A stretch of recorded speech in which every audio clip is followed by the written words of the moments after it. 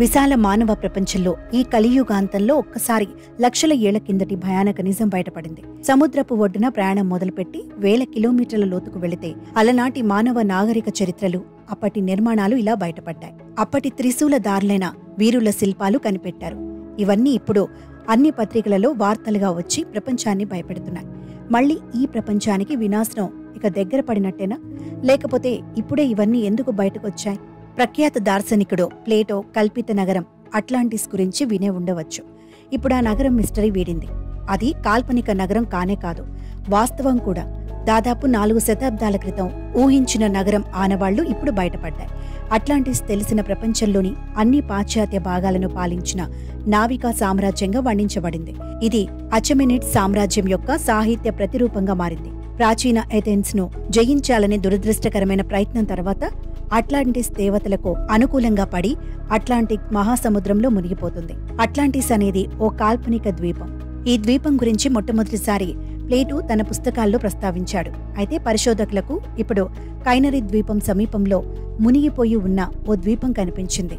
సముద్రంలో 2500 మీటర్ల లోతులో బయటపడింది.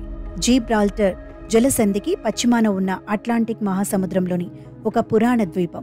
సముద్ర పరిశోధకులు ఏం చెప్పారంటే, స్పెయిన్కు చెందిన భూ పరిశోధకుడు చెప్పిన దాని ప్రకారం ఇది అట్లాంటిస్ కథకు అద్దం పట్టేలా ఉంది. వాస్తవానికి ఇది మునిగిన ఓ ద్వీపం, ఇంకా మునిగిపోతోంది. అచ్చ అట్లాంటిస్ కథలో ఉన్నట్టే. మునిగిన ఈ భూభాగాన్ని పరిశోధకులు లాన్స్ అట్లాంటిస్ గా పేరు పెట్టారు. అట్లాంటిస్ ఒక గొప్ప ద్వీపం. దీని శక్తివంతమైన యువరాజులు, ఎథీనియన్లు మరియు తర్వాతి మిత్ర రాజ్యాలచే చివరకు ఓడిపోయే వరకు మధ్యధరా యొక్క అనేక భూములను స్వాధీనం చేసుకున్నారు.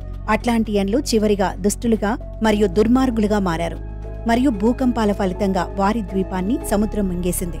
క్రియాటిస్లో ప్లేటో అట్లాంటియన్ల ఆదర్శ కామన్వెల్త్ చరిత్రను అందించాడు. ఇది ఇవాళ కూడా ప్రచారంలో ఉన్న అట్లాంటిస్ కల్పనకు అద్దం పడుతోంది. పరిశోధకుల అంచనా ఏంటి? ఇదొక మునిగిన ప్రాంతం. ఈ ప్రాంతం ఆస్ట్రేలియాలోనిది. ఈ ప్రాంతం మునుగడంతో ఇక్కడ నివసించిన ప్రజలు కొత్త ప్రదేశాన్ని ఎంచుకున్నారు. ఈ ప్రాంతంలో పెరుగుతున్న సముద్ర మట్టం ద్వీపాల్ని ముంచేసింది. అట్లాంటిస్ మహాద్వీపం బ్రిటన్ కంటే దాదాపుగా 2 పెద్దదిగా ఉన్న అట్లాంటిస్ మహాద్వీపం దొరికింది.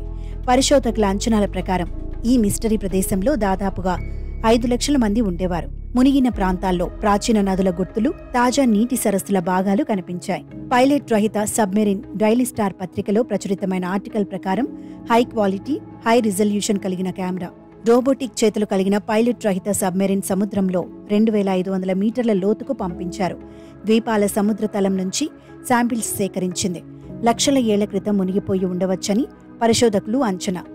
మొత్తానికి ఈ ఘటన ఇప్పుడు అందర్నీ వణికిస్తోంది.